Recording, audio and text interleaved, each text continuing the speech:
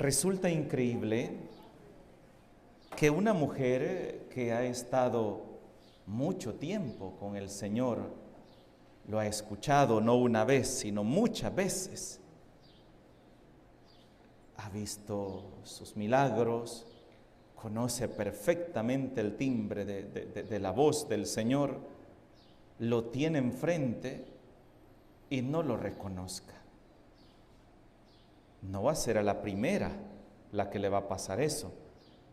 El mismo día de la resurrección nos cuenta otro texto evangélico que Jesús se le apareció a unos hombres, a los discípulos de Maús.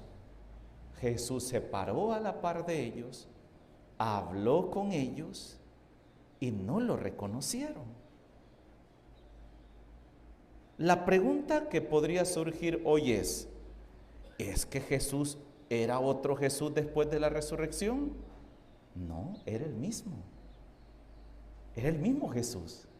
Claro, su cuerpo estaba glorificado, ¿verdad? Pero no significa que tenía otra cara. No significa que tenía otros ojos u otra voz. No, la misma voz, el mismo cuerpo. No son dos Jesuses. El Jesús de antes del sepulcro y el Jesús después de la resurrección. Entonces diríamos que aquel no era Dios y este sí es Dios. No, es el mismo. ¿De acuerdo? Esto es una de las cosas que tenemos que decir. Es el mismo, el que estaba antes del Viernes Santo y el que salió glorificado el domingo de resurrección. Es el mismo Jesús. Es el mismo Dios. ¿Cuál es el problema? ¿Verdad?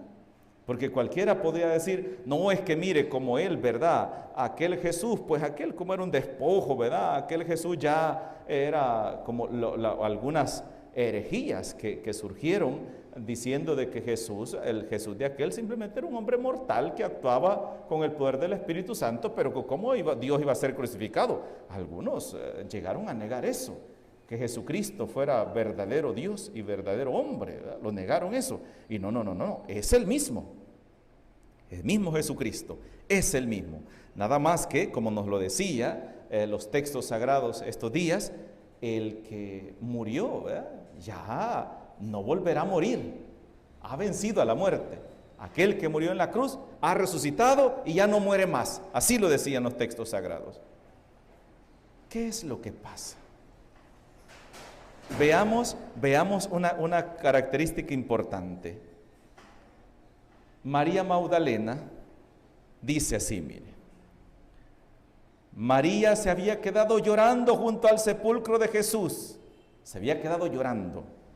Y sin dejar de llorar, se asomó al sepulcro y vio a dos ángeles vestidos de blanco. Significa que llegó llorando, seguía llorando, y a la hora de ver a los ángeles seguía llorando. Por eso algunos dicen, llora como una Magdalena. O sea, hasta el refrán, ¿verdad? Magdalena significa alguien que llora desconsoladamente, alguien que llora pero con dolor, con tristeza, con una decepción, con todo, ¿verdad? Llora como una Magdalena, ¿verdad? Entonces significa que estaba muy triste, muy apesadumbrada, muy acongojada, ¿verdad? Los discípulos de Maús, ¿cómo iban? Tristes, decepcionados. Aquel en quien nosotros habíamos puesto nuestra esperanza, que iba a ser el libertador, que era el Mesías, las autoridades judías lo mataron y ya lleva 3 días de entierro. ¿Cómo iban? Tristes. Ahí está la clave de hoy.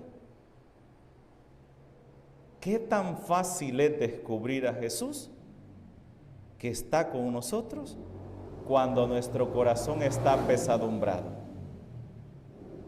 Podemos tener a Dios frente a nosotros que nos está hablando, que nos está tratando de levantar, pero nuestro dolor, nuestra decepción, nuestra frustración nos impide muchas veces sentir que el Señor está ahí con nosotros. Así como María Magdalena. confundiendo a Jesús con el jardinero del cementerio. ¿Ah? Con ese lo confundió, porque su corazón estaba triste. Fíjense, hermanos, que esto es una de las cosas que a veces no se habla. Y cuando es que una persona está más frágil, cuando es que una persona está más susceptible, cuando es una persona está más indefensa, cuando está triste, cuando tiene un problema grande. Se puede aprovechar cualquier persona de este individuo, se puede aprovechar, lo puede engañar, porque su capacidad de razón se ve ofuscada. El problema que tiene encima piensa que es el fin del mundo, ya no hay esperanza, ya no hay nada que hacer, que me caiga el volcán de San Vicente encima y que me aplaste. Y aunque Dios le esté hablando, no lo va a poder escuchar. Pensemos en las personas que caen en estado de depresión y no ven otra salida para su problema que el suicidio. Y por más que su madre esté llorando, por más que alguien le hable, por más que sus amigos estén ahí pendientes de él, o porque sus hijos estén ahí, esa persona no existe otra solución. Por más que Dios le esté hablando, por más que Dios le esté dando palabras de esperanza, esa persona es incapaz de volver a ver a Dios. Qué triste llegar a una de esas situaciones. ¿Y saben cuándo se llega a una de esas situaciones? Cuando se pierde la fe. María Magdalena, ¿qué perdió? Esta mujer perdió la fe en Jesús. De verdad, Padre, perdió la fe. Sí, igualito que los discípulos de Emaús. Igualito. Estas personas perdieron la fe y la confianza en Jesús. ¿Por qué? ¿Cuántas veces dijo Jesús que el Hijo del Hombre tenía que padecer, que iba a ser entregado en manos de los pecadores, que lo crucificarían, pero que al tercer día resucitaría entre los muertos? ¿Cuántas veces lo dijo? Un montón de veces. Incluso hasta Pedro llegó: lejos de ti, Señor, eso no te puede suceder a ti. ¿Cómo puede ser posible? Apártate de mí, Satanás, porque tú no piensas como Dios, sino como los hombres. ¿Se acuerdan? Jesús lo había dicho. Estaban más pendientes las autoridades judías de la resurrección del Señor que los mismos discípulos. Imagínense. Para más ellos estaban más pendientes de la resurrección del Señor y no ellos que lo habían. Aquellos solamente les había llegado el rumor. Cuando fueron donde Pilato le dicen: mira, venimos a pedirte que nos prestes soldados para que custodien el sepulcro. Ya han leído ese texto, ¿verdad?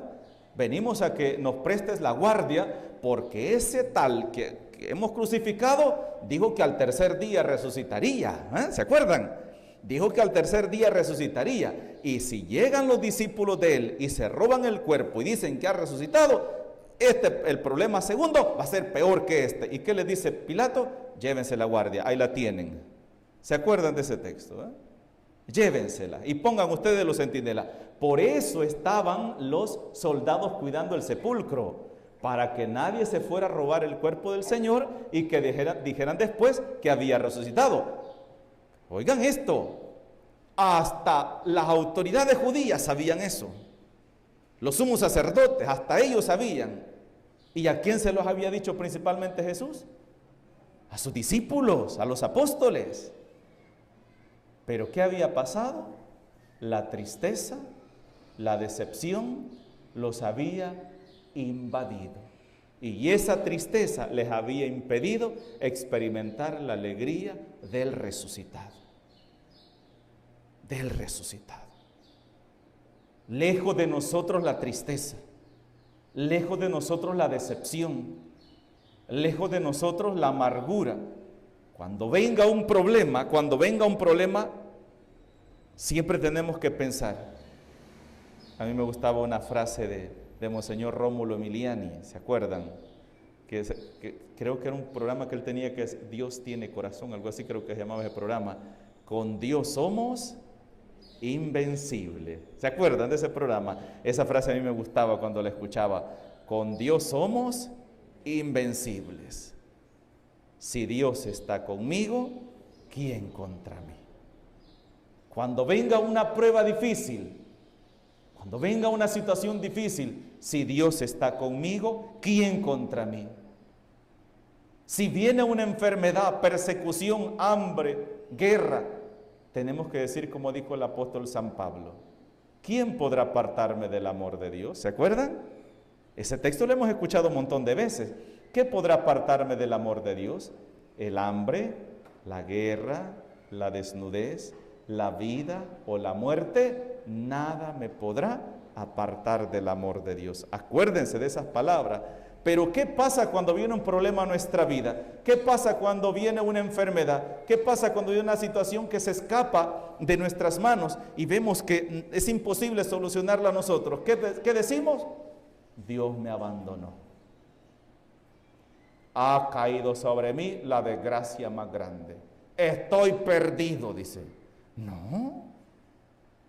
Para un cristiano, por muy dura que sea la prueba, San Pablo nos dice, cuando más débil soy, es cuando me dejo más ayudar por el Señor. Cuando yo siento que lo puedo todo, que tengo toda la fuerza, que tengo toda la capacidad, en quien menos pienso en Dios. Ahí tengo la cartera toda pupusuda, mira, llena de billetes. Cualquier enfermedad que venga, no, si yo tengo un amigo que es doctor, que es de los mejores que tengo aquí. Se me olvida que sin Dios no soy nada. Se me olvida. Pero cuando viene una situación que se escapa de nuestras manos, que se escapa de nuestra capacidad, ¿en qué pensamos? Que ha caído sobre mí la desgracia más grande. No es así. Si tengo a Dios conmigo, ¿quién contra mí? Con Dios somos invencibles. Eso le pasó a María Magdalena. María Magdalena había escuchado, con que habían escuchado las autoridades judías que Jesús iba a resucitar al tercer día, ya no digamos María Magdalena que andaba detrás de él, que era la que hacía la comida, atendía a los apóstoles, ayudaba en los quehaceres para darles de comer, porque a veces los discípulos no tenían tiempo ni de hacer la comida. Era ella con las otras mujeres quienes preparaban la comida, preparaban esto para atenderlos y que ellos siguieran predicando. Ellas sabían perfectamente, pero perdieron la fe. El dolor tiende a cegarnos. El dolor tiende a embolsarnos y no experimentar la presencia de Dios en nuestras vidas. Lejos de nosotros esas situaciones. Cuando vengan esos momentos, no perdamos la capacidad de razón. ¿Quién podrá apartarme del amor de Dios? Nada. Yo soy hijo de Dios, yo soy hija de Dios. Yo confío en Dios. Yo he puesto mi vida en las manos del Señor y Dios dice que quien en Dios confía no queda defraudado. Él mismo dice, vengan a mí todos los que están cansados y agobiados y yo los aliviaré. Pues busca al Señor en esos momentos difíciles, en momentos de prueba, en los momentos que sientas que te estás hundiendo. Es ahí donde tienes que buscar al Señor, pero buscarlo con fe y aferrarte a Él con toda tu confianza, con toda tu fuerza. Ahí está la fe. Aprender a confiar en el Señor. Y aunque quizás nuestros ojos no puedan ver el milagro que estamos pidiendo, pero ¿y dónde está? Yo estoy pidiéndole al Señor esto y esto, pero no me lo da. Calma. El tiempo de Dios es sabio. Dios sabe en qué momento va a actuar. Me gusta la historia de Santa Mónica y ese es un sueño que yo tengo, que tengo que poner en uno de estos dos vitrales a Santa Mónica y a San Agustín. ¿Cuántas madres se decepcionan de orar por sus hijos, verdad? ¿Cuántas esposas se cansan de orar por sus esposos?